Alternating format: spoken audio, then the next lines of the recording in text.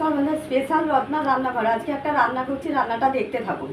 Gas জ্বালিয়ে দিয়েছি, এবারে কড়াই বসিয়ে দিয়েছি সাদা তেল।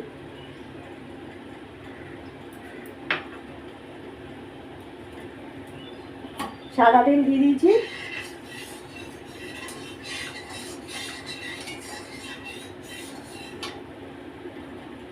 এবার আমি এটা দেবো পনির।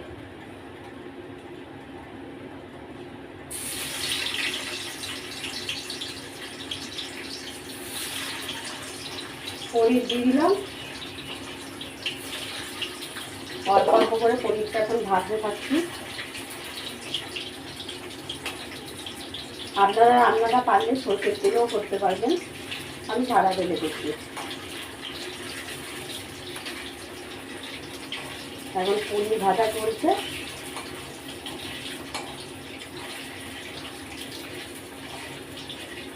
পনিরটা বেশি লাল করবো না, হালকা করে একটু ভেজে নেবো পনিরটা। আপনারা পারলে লাল লাল করেও ভাজতে পারবেন।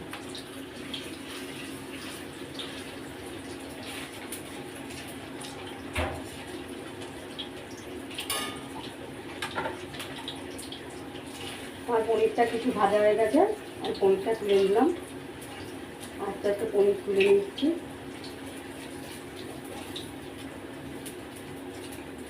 আর কিছুটা পনির আছে, দিয়ে দিলাম এই কড়াইয়ের মধ্যে।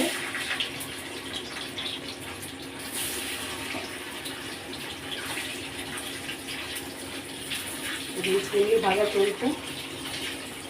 আপনারা ভালো লাগলে লাইক করবেন, শেয়ার করবেন, কমেন্ট করবেন, পাশে বেল আইকনটা দিতে দেবেন। এইভাবে রান্না করবেন, রান্না করে খেয়ে দেখবেন, আশা করি ভালো লাগবে।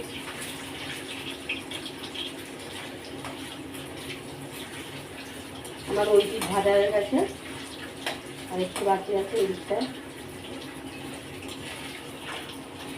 আমার মোটামুটি পনির ভাজা হয়ে গেছে।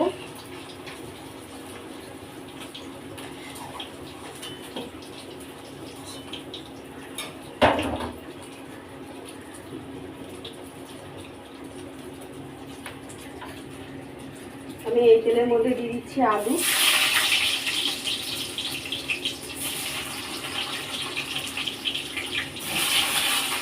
আলু দিয়ে দিলাম, এর মধ্যে দিয়ে দিচ্ছি এবার একটু গোটা জিরে দিয়ে দিলাম। আলুটা আমি বেশি লাল করে ভাজবো না।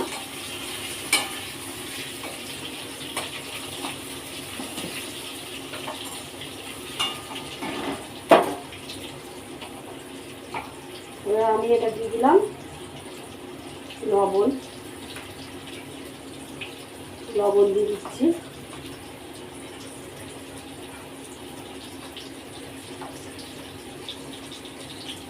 এবার দিয়ে দিলাম অল্প করে একটু চিনি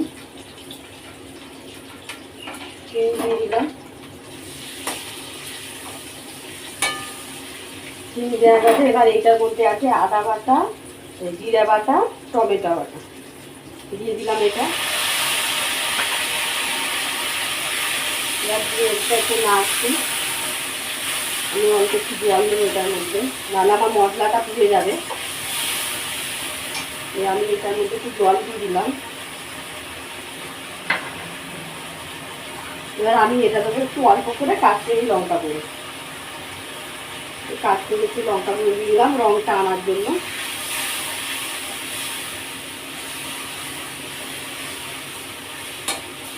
এবার এইটার মধ্যে আছে কাজু বাদাম বাটা আর পোস্ত বাটা, এই দিয়ে দিলাম।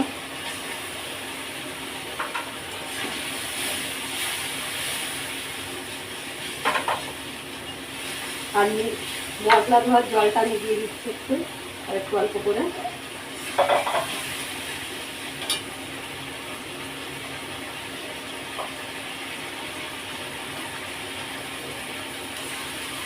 মশলা ধোয়ার জলটা একটু দিয়ে দিলাম।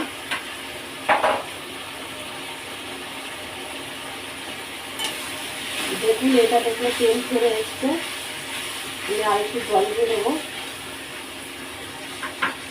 এবার দিয়ে দেবো এটার মধ্যে দুটো কাঁচা লঙ্কা।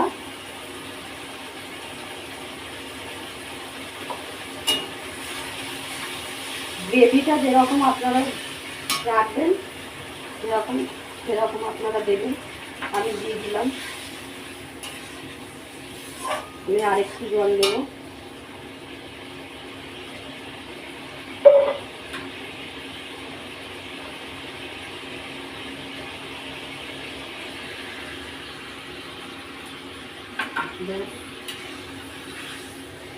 আর আমার ঝোলটা ফোটা পর্যন্ত অপেক্ষা।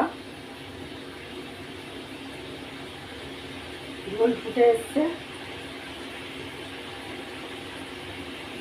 এবার আমি পনিরটা দিয়ে দিলাম।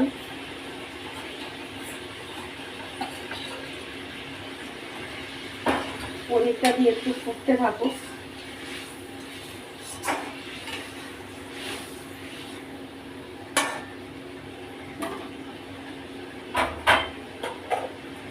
পনিরটা একটু ফুটছে,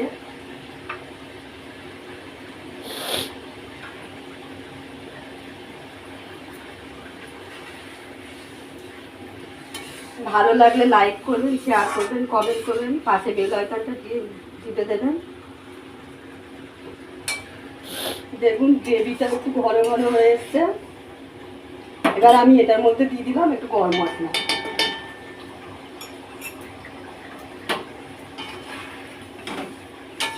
গরম মশলাটা দিয়ে দিলাম। রান্নাটা ভালো লাগলে লাইক করবেন, শেয়ার করবেন, কমেন্ট করে জানাবেন। আমার পনিরটা রেডি হয়ে গেছে, আমি এবার পনিরটা নামিয়ে নিচ্ছি। আমার রান্নাটা রেডি, আমি এইখানটায় রান্নাটা শেষ করলাম। আপনারা এইভাবে পনিরটা খাবেন, অসাধারণ লাগবে পনিরটা। নমস্কার।